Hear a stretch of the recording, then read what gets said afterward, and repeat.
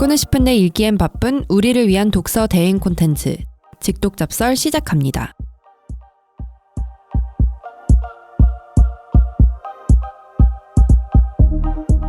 직독잡설 4부 시작하겠습니다. 저희 이제 윤상원 기자가 가져온 엘리트 세습이라는 책을 하고 있는데요. 지금까지 쭉 능력만 중요시하는 능력주의가 가져오는 그런 나쁜 점들에 대해서 얘기를 해봤는데 그래서 결국 결론이 뭔가요? 그러니까 대책이 있나요? 네. 저는 잘 모르겠어요. 예일대 교수님이 설마 이렇게 책을 쓰진 않았죠? 그러니까요. 대책이 안 나올 수 없는 주제잖아요. 이렇게 이 정도로 신랄하게 비판을 했으면. 그러니까 근데 이제 어쨌든 그 단호하게 이 해법을 나열을 했어요.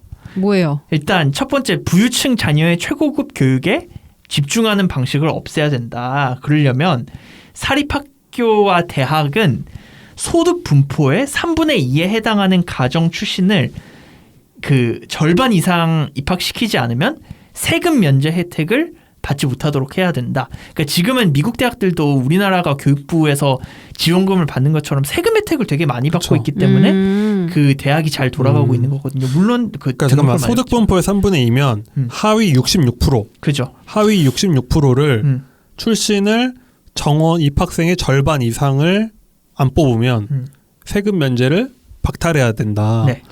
그러면은 공부를 이제 더 잘하는 부자 학생이 있는데 걔를 안 뽑고 그쵸. 조금 더 공부를 못하지만 소득 수준이 더 낮은 학생을 뽑겠다는 거네? 그죠. 아, 이거 약간 둘 중에 하나겠죠. 우리는 세금 혜택 포기하고 등록금을 올려가지고 그냥 상류층을 뽑겠다는 대학이 있을 거고 아니면은 우린 세금 지원 받으면서 이 골고루 뽑겠다는 대학들이 나오겠죠. 그러니까 결국은 여기도 뭐, 입시를 보는 거야. 네, 그러니까 근데 대학 입장하고 상관없이 이렇게 하는 것 자체가 좀 어떻게 보면 오히려 역차별로 느껴질 수도 있을 것 같아요. 근데 이게 우리나라야 뭐 이제 전통적으로 수능을 많이 보고 정시가 뭐 요즘은 모르겠어요. 제가 이제 대학 뭐 교육 출입이 아니니까. 근데 이 전통적인 뭐 수능 정시를 보는 입장에서는 이게 무슨 말도 안 되는 소리냐라고 할 수 있는데 아마 이런 주장이 그래도 나올 수 있는 배경이 그 아까 저희가 길게 이야기했던 미국의 입시 제도 때문에 그런 것 같아요. 그러니까 SAT도 보긴 보는데 종합적으로 이 사람의 스펙이 어떻게 되는지에 따라서 정성적인 평가가 들어가기 때문에 그런 거거든요. 그러니까 정성적인 평가를 볼 때 뭐 어쨌든 조금 비슷비슷할 거 아니에요. 어쨌든 뭐 소득 분포의 뭐 66% 되는 학생들이 뭐 동아리 활동도 해봤을 거고 뭐도 해봤을 거고 그러니까 그런 거를 참작을 해서 얘네들을 우선적으로 뽑아라. 뭐 이렇게 막 뭐 얘네들이 그 어차피 정성평가니까. 그러니까 아비투스를 보지 말고 그냥 그 얘네들이 좀 어느 정도 되면은 소득 분포가 낮으면 뽑아라라고 이야기를 할 수 있는 배경이 됐겠죠. 근데 이런 얘기를 뭐 그 우리 같은 경우에도 언론고시라고 이제 많이 불리는데 사실 실제로 그 시험을 많이 보려고 하는 친구들이 대부분이 여성이잖아요. 맞아요. 그쵸. 대다수가 이제 여성이고 7대3? 네, 한 7대3 정도라고 저도 생각을 하는데 실제로 뽑히는 비율은 되게 5대5거나 아니면 오히려 그 반대로 남성이 7이고 여자가 3인 경우가 되게 많단 말이죠. 근데 이거를 이제 우리가 뽑히고 그러니까 뭐 기자가 되고 나서 선배들이 하는 그 입시가 아니라 뭐라 그래 입사 전형을 이제 맡았던 선배들 얘기를 들어보면 그러니까 글을 여성이 조금 더 잘 써도 이제 우리 회사 같은 경우에는 다 블라인드라 그렇지 않지만 글을 더 잘 쓰더라도 이제 남자여가지고 면접에서 일부러 그 사람 그러니까 점수가 더 높았던 여성을 떨어뜨리고 남성이라서 뽑는 그런 회사들이 있다고 저는 알고 있고 많이 그런 걸 당한 친구들도 많잖아요. 공공연하게 그렇게 알려져 있죠. 그러니까 그냥 그런 얘기잖아. 필기 성적순으로 하면 여자들부터 1등부터 10등까지 다 여자고. 그러니까 어쩔 수 없이 1등부터 5등까지는 여자를 주고 그다음에 11등부터 뭐 뽑힌 남자들을 이제 5명을 이제 올린다. 뭐 이런 건데 사실 이것도 그렇게 보면 비슷한 건데 저는 역차별이라는 생각도 들고 이게 공정하다는 생각은 잘 안 드는데. 그러니까 이게 저거죠. 일종의 이 학위 자체 그 대학 입학권 자체를 뭐랄까 재분배하는 거, 그러니까 마치 세금을 나눠주듯이 하나의 자산으로 보고 나눠주는 거죠. 이게 그 학위를 나눠주는 거죠. 이제 좀 힘든 집에도 상대적으로 힘든 집에도 나눠줘서, 그러니까 이거 학위를 재분배해주는 거죠. 그러니까 이렇게 좀 균형 전형 같은 거죠. 우리나라도 국립대들의 그 균형 전형 넣는 것처럼 직윤 이런 거 있잖아요. 어떻게 보면 그럴 수도 있겠네요, 진짜. 그러니까 지금까지는 미국이 이 입시에서 공정 이런 거라기보다 입시는 그냥 이렇게 뭐 큰 관심이 없던 대학 진학률 30%니까. 그런데 한국은 이미 막 입시에 도 같은 동아시안 다 그렇잖아요. 그러니까 우리는 이미 그거에 대해서 너무 많은 고민을 해본 거야. 막 이 균형 전형을 어떻게 해야 되고 이렇게 되면 누가 불리하고 다 생각해본 건데 이 사람들 지금까지 그냥 대학들 다 자율이잖아요. 뽑는 거. 그렇죠. 근데 이렇게 너무 해놓고 보니까 이거 안 되겠다 이거 답이 없다가 인제 온 거죠. 그러니까 아마 미국도 앞으로 점점 이런 규제 같은 걸 하고 싶어 할 텐데 과연 근데 미국적 전통에서 대학에 이런 강제를 해줄 수 있을까? 그거는 좀 의아하네요. 근데 뭐 교수가 이렇게 책을 써서 이렇게 뭐 대안을 제시한 게 실제 당국이 얼마나 받아들일지도 미지수가 일단 그건 그렇지. 보통 공상을 하시는 분들이니까 교수들은 또 그리고 이게 강제할 권한이 있나요? 세금 지원 안 해주는 건데. 없죠 뭐. 이거 대법원 가면 왠지 뒤집어질 것 같은데. 안 될 것 같아. 어쨌든 그게 첫 번째고 두 번째가 학교 입학 정원을 지금보다 더 확대를 하자는 얘기예요. 왜냐면 지금 너무 바늘구멍이니까 다들 이제 스펙들이 너무 높아지고 오버스펙이 된다. 그래서 좀 그 더 다양한 학생들을 포용하도록 하고 이렇게 다양한 학생들이 포용돼서 명문대생들이 많아지면 이 명문대생들끼리 나중에 사회에 가서 경쟁을 할 테니까 그리고 이 그 좁은 문을 통과를 하기 위해서 들이는 그 노력이 학생 때부터 상대적으로 적어지기 때문에 좀 널널할 거 아니에요. 그럼 보상 심리도 덜 해진다는 거지. 마코비치 교수님 한국으로 와야 되겠다. 진짜 한국의 그러니까. 모든 그 자기의 미래가 다 있는데. 그러니까. 우리 방금 제가 3부에서 말씀드린 것처럼 네. 왜 스카이의 영향력이 압도적인가. 그렇죠. 맞아. 오히려 사람이 많아서 지배할 정도로 충분히 크기 때문이거든요. 그렇죠. 그 규모가. 그렇게 되면은 오히려 그 사람들끼리 끈끈하고 그리고 문제가 뭐냐면 서울에 집값이 안 떨어지는 이유가 서울의 인구는 줄고 있는데 집값이 안 떨어지는 이유는 이 경기도에 있는 1,300만 경기도민들이 언제든 서울로 들어올 준비가 돼 있어서거든요. 그렇죠. 그걸 잠재 수요라고 봐야 되는데 네. 미국 만약에 이렇게 문을 넓혀놓잖아요. 그럼 미국 지금 대학 진학률이 30% 되잖아요. 그러면 그 안 가던 70%들도 대학 갈까? 라고 하게 되는 거예요. 그 맞아요. 경쟁으로 들어가게 되는 거예요. 그러면 이거는 늘린다고 해서 해결될 문제가 아니라는 거죠. 그러니까 이게 한국이 다 해봤어요. 이거. 맞아. 왜 우리 옛날에 부모님 세대 때 대학 좁을 때 그땐 대학 가는 사람 많지 않았잖아요. 그죠. 그러다가 전두환 때 대학 정원 확 늘렸죠. 그랬더니 어떻게 됐어요? 입학 경쟁이 더 치열해지고 전 국민이 더 입시에 목매게 됐잖아요. 맞아요. 그러니까 그걸 과연 결국은 이 불평등한 구조를 바꿔야 되지 대학 정원을 늘리고 줄이고 이래가지고 그러니까 이건 중간일 뿐이라는 거죠. 제가 봤을 때는. 맞아요. 오늘 하루 종일 마코비치 교수님을 자꾸 한국에 오셔야 된다고. 근데 진짜 이런 불평등, 과도한 경쟁, 이런 뭐 나고 이런 거는 한국이 정말 그쵸. 최첨단에 있으니까 슬픈 일이지만 우리가 최전선에 있으니까 이거 와가지고 한번 확인을 해보고 이렇게 하면 안 되는구나 하고 다시 돌아가셔야지. 입학 정원 늘려봐 그럼 전 국민이 다 하버드 돼 가려고 그러니까 난리 내 말이 나지. 그 말이라고. 난 그게 이해가 안 가네요. 이거 듣고 내가 무슨 얘기지라는 생각을 했어요 저는. 한국이 스카이가 크다고 해서 사람이 안 가려고 하는 게 아니잖아요. 그렇죠. 어쨌든 마크비치 교수가 의도했던 거는 그러니까 입학 정원 늘리면 그만큼 널널해지니까 거기에 투입한 노력 대비 나는 진짜 돈을 많이 벌어야 돼라는 보상 심리가 줄어들면서 이제 사회의 그런 능력주의가 좀 널널해질 것이다라는 건데, 그죠? 아무리 생각해도 그럴 것 같진 않고. 그다음에 이제 그 교육 말고 사회 일자리 관한 이야기도 했어요. 그 책을 읽다 보면 되게 재밌는 문장이 하나 있는데, 이제 그 마코비치 교수가 그 미국에서 불평등이 완화된 유일한 시기가 있는데 그게 1920년대에서 30년대라고 얘기를 했어요. 근데 그때가 뭐였냐면 대공황 시기에 그 대공황 경제가 무너지니까 뉴딜 정책, 정부가 직접 댐을 짓고 사회에 뭐 SOC를 만들고 그래가지고 일자리를 만드는 뉴딜 정책이 시행됐던 시기인데, 결국에는 그러면 그 정부가 대규모로 개입해야 된다는 얘기잖아요. 그러니까요. 작은 정부가 아니라 큰 정부여야 하고 적극적으로 사회에 개입해서 정의를 실현해야 된다.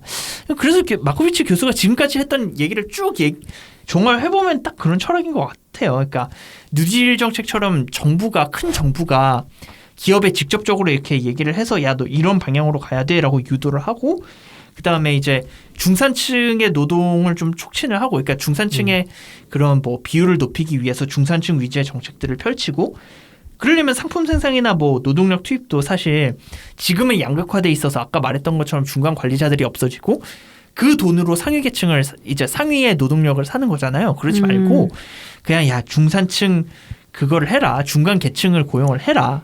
라고 얘기를 했는데 그러니까 뭐 예를 들면은 로펌에서 뭐 시스템보다는 사무장을 써라 이런 거네요. 아니 저거지. 수학 강사 현우진은 강의 금지 오늘부터.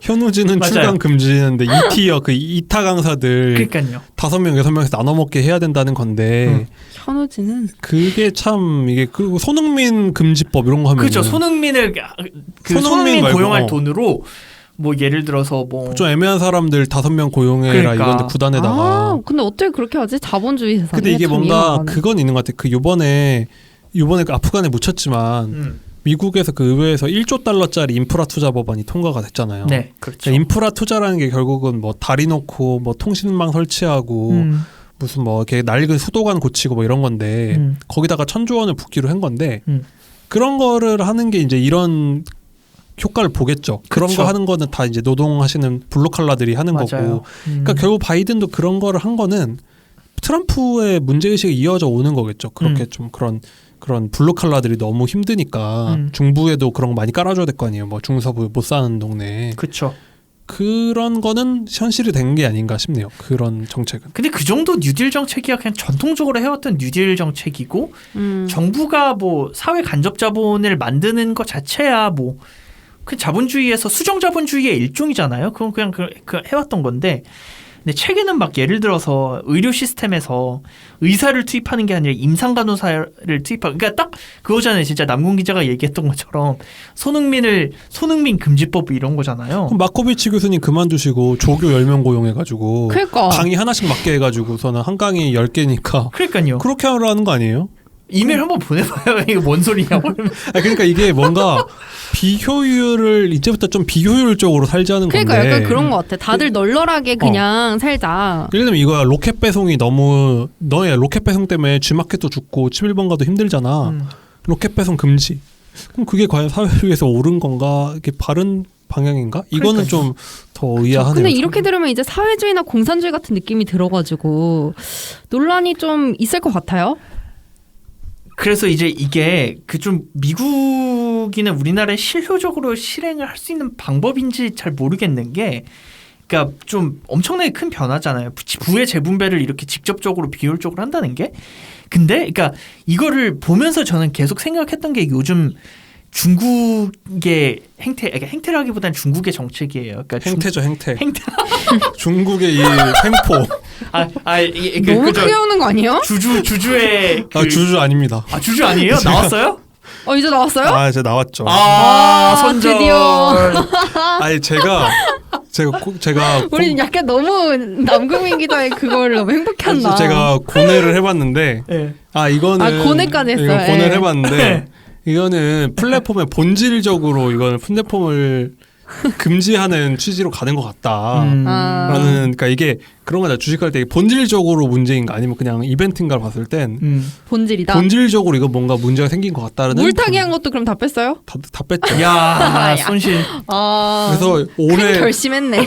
한 해 동안 올라갔던 수익이 빵원이 됐어요. 진짜요? 어떡해. 그래서 요즘에 패스트 캠퍼스 뭐 이런 직장인 코스 하나 3,400만 원 하거든요. 네. 그런 거액을 내고 제가 레슨 하나 거하게 배웠다. 그렇구나. 다시는 중국 공산당에서 수익을 기대하지 마라. 그러니까 근데 이게 어쨌든 중국이 그런 행태를 보이는 게 그거잖아요. 부의 재분배를 원한다 이런 지금 분석들이 나오고 있잖아요. 왜냐하면 그 얼마 전에 이제 시진핑이 그 어떤 슬로건을 얘기를 했는데 공동부유, 그죠? 공동부유 해가지고 네. 이제는 모두가 함께 잘 살 때다 해가지고서는 나누자는 거죠. 그러니까 이게 오피셜하게 얘기한 게 그거네요. 베이다이허 회의에서 얘기를 해가지고, 그러니까 이게 중국에서 이루어지는 되게 뭐라 그래야 되지? 이벤트잖아요. 그 상위에 계층에 있는 중국 지도자들이 그쵸. 비밀리에 모이는 원로 모임이라서 거기에서 중국의 방향이 정해지고 정책 방향이 정해지고 그러는 건데 근데 어쨌든 이거를 보면서 왜 중국이 생각났냐면 중국이 어쨌든 이런 재분배를 사회주의식으로 하는 걸 보면서 미국과 중국의 뭐라 그래야 되지? 그 차이점을 보기에는 되게 좋은 시기라는 생각이 들고 있어요. 그러니까 전 세계적으로 양극화가 진행되고 있는 거는 중국도 그렇고 미국도 그렇고 우리나라도 그렇고 마찬가지인데 그럼 이걸 어떻게 해결하지라는 상황에서 그나마 좀 실효적으로 우리가 그 이게 효과가 있는지 볼 수 있는 표본이 몇 안 되는데 그 중에 하나가 중국이잖아요. 그렇죠. 그러니까 이거 그러면 어떻게 되려나? 라는 생각이 들 수밖에 없더라고요. 그러니까 이번에 딱 차이가 난 게 빅테크 플랫폼이 문제인 건 모두 전 세계가 다 고민하는 건데 중국은 한마디로 때려잡는 식인 거고 중국은 한마디로 빅테크를 거의 때려잡겠다는 식으로 나왔고 네. 미국도 그게 문제긴 하지만 이렇게 소송을 하고 뭐 이렇게 계속 시그널을 주면서 시장이랑 대화를 하잖아요. 뭐 네. 이게 맞는지 논쟁도 계속 벌어지고 이 차이인 것 같아요. 그러니까 사회적인 합의가 이루어져서 이렇게 좀 그 불평등 문제를 해결할 건지 그냥 중국처럼 그냥 막 근데 저는 뭐 결론적으로 좀 마코비치 교수님의 이 방법이 미국에서 먹히지도 않을 것 같고 실제로 이게 효과가 있을까? 현우진이 강의를 못한다고 해서 과연 강사들의 불평등이 줄어들까요? 저는 좀 의아하네요. 그렇죠. 현우진을 모르시는 분들이 계실 수 있을 것 같아서 뭐 말씀드리면 압도적인 1타 강사, 1등 강사입니다. 수학과에서. 저는 진짜 몰라요. 몰라요? 그냥 되게 비싼 집에 산다. 그것만 알아요. 셀럽. 네, 셀럽이다. 그러니까 거의 인강업계를 평정한 1타 강사죠. 그래서 이제 그러니까 마코비치 교수가 되게 저도 생각하기에는 좀 뭐라 그래야 되지? 좀 이게 얼마나 실효적인 대안이고 얼마나 실효적인 문제 의식인가라는 생각이 들기는 하지만 근데 아까 뭐 얘기를 했듯이 이렇게 중국, 우리나라도 그렇고 뭐 전 세계가 양극화가 심화된 상황에서 지금이 되게 중요한 터닝 포인트고 분기점이라는 걸 짚어줬다는 데선 되게 의의가 있는 것 같아요. 그러니까 왜냐하면 뭐 이제 이 트럼프 대통령이 당선됐던 이유도 이런 양극화에 의한 그런 거고 심해지는 양극화에 의한 문제고 그 다음에 계층 이동에 대한 희망이 없어지니까 사다리가 걷어차였다는 이제 뭐 노동자들의 희망이 없는 뭐 그런 욕구 때문에 트럼프 대통령이 좀 극단적인 성향을 가진 트럼프 대통령이 당선됐다고 생각을 하기 때문에 그래서 사실 이런 불평등 이게 이 책에서도 약간 그런 식으로 얘기를 해요. 사실 본질적인 문제는 이런 능력주의 즉 중산층이 몰락을 하면서 상류계층이 계속 대대로 세습을 하게 되고 이 엘리트들이 세습이 되면서 양극화가 더 심해지는 건데 실제로는 사람들이 다른 데 분풀이를 하고 있다는 거죠. 예를 들어서 뭐 페미니즘을 공격을 한다던가 인종 갈등이 더 심해진다던가 이런 식으로 본질에서 벗어난 데에 이제 화풀이를 하지 말고 실제 본질적인 문제인 능력주의에 집중하자 이런 식으로 얘기를 하긴 하거든요. 그러니까 이거 되게 뭐 이제 이 문제의식이 맞냐 아니냐를 떠나서 어쨌든 이런 식으로 계속 좀 지켜볼 만한 뭐라 그래야 되지? 문제의식이나 뭐 이런 문제에 대한 생각을 그래도 좀 그렇죠. 하면서 지내야 된다. 이런 해결책을 볼 수 있다는 점에서는 되게 좋았던 거라고 생각을 합니다. 그러니까 한마디로 본질적인 문제의 근본을 찾고 그 다른 탓을 하지 말자 이런 거죠. 뭐 그렇죠. 그러니까 뭐 본질적 뭐 다른 탓을 하지 말자라기보다는 포커스를 능력주의의 문제에 두자. 능력주의를 해결해야 된다. 과연 미국 사회에 엄청 잘난 사람들이 좋은 역할만 하느냐라는 의문을 던진 거긴 하네요. 그렇죠.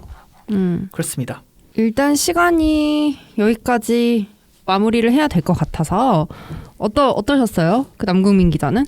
저희는 이게 뭔가 책 소개인데 저희가 내내 너무 반론을 제기한 것 같아가지고 조금 당황스럽긴 한데 뭔가 불평등 문제라는 거에 대해서 다시 한번 좀 뭐 불평등 문제 한 나온 거잖아요. 고소득, 교육, 뭐 결혼 다 불평등의 중요한 요소인데 그러면 다시 한번 생각할 수 있는 계기였던 것 같아요. 그러니까 실제로 전 세계적으로 불평등 지수가 되게 심화되면서 중국만 해도 이제 그 학폭동이 일어날 수 있는 그 한계치를 넘어가고 있다는 그런 연구 결과도 되게 많잖아요. 그런 걸 보면 이제 불평등 문제는 해결을 해야 될 문제긴 한데 이걸 어떤 방식으로 해결을 하느냐. 근데 대부분 다 교육을 되게 지적을 많이 하는 것 같아요. 그래서 교육이 진짜 중요하니까 이제 남민 기자가 되게 중요한 부서에서 일을 하고 있다. 저는 근데 그렇게 우리는 생각하고요. 너무 교육의 최첨단에 있어서 더 이상 할 게 없다. 모든 교육적 문제는 대한민국에서 다 연구가 되고 있다. 맞아요. 저희가 앞서가고 있는 불평등의 나라죠. 오바마 대통령이 전 대통령이 우리나라 교육을 되게 미국이 따라가고 싶다고 했는데 나 깜짝 놀랐잖아요. 네, 실제로 따라가고 있는 것 같아요. 저 어느 너무 정도는. 놀랐던 게 한국인들은 지금 여러분들처럼 엑스박스를 하고 있지 않습니다. 뭐 이런 식으로 얘기하지 않았어요? 그치. 연설에서. 근데 한국이 그 타이거만 문화도 수출했고 맞아요. 그거 알아요? 스밍 총공 이런 알죠, 거잖아요. 알죠. 그게 아이돌. 요즘 빌보드 차트를 상대로 스밍 총공이 일어나가지고 맞아. 원래는 그런 문화가 없었다는 거예요. 근데 우리가 그 K-팝 문화 가면서 스밍 총공이 생기니까 네. 빌보드 차트 공략을 당하는 거예요. 아. 그러면은 미국 팬들도 이거 가만히 있을 수 없잖아. 내 가서 자꾸 밀리니까. 그쵸. 그럼 걔네들도 스밍 총공이라는 걸 한대요. 그럼 가수들은 돈 더 버네? 그러니까 우리가 이걸 수출한 이 경쟁의 민족으로서 그 압도적인 경쟁 노하우를 전수를 해준 거잖아요. 진짜 그러네요. 그러니까 약간 이런 거 참 좋은 건 아닌 것 같은데. 경쟁의 민족이네요. 그러니까 네. 진짜 경쟁의 민족이다. 아무튼 그렇다고 합니다. 네.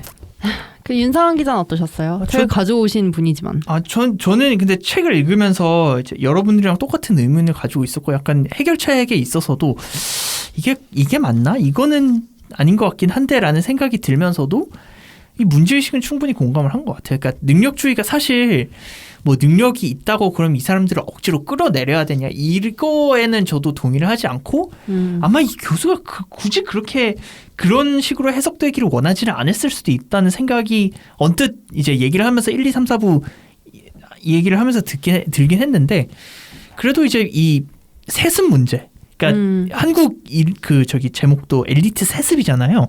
그래서 이런 세습 문제는 어떻게 좀 해결할 수 있는 문제의식이 좀 필요하지 않나 이런 생각이 들었습니다. 네, 오늘은 여기서 그럼 직독잡설 마무리하도록 하겠습니다. 다음 주에는 누가 책을 가져오나요? 저인가요? 남궁민 기자인가요? 저인가요? 전거 같네요. 네, 그럼 다음 주에는 남궁민 기자가 가져온 책과 함께 돌아오도록 하겠습니다. 감사합니다. 감사합니다.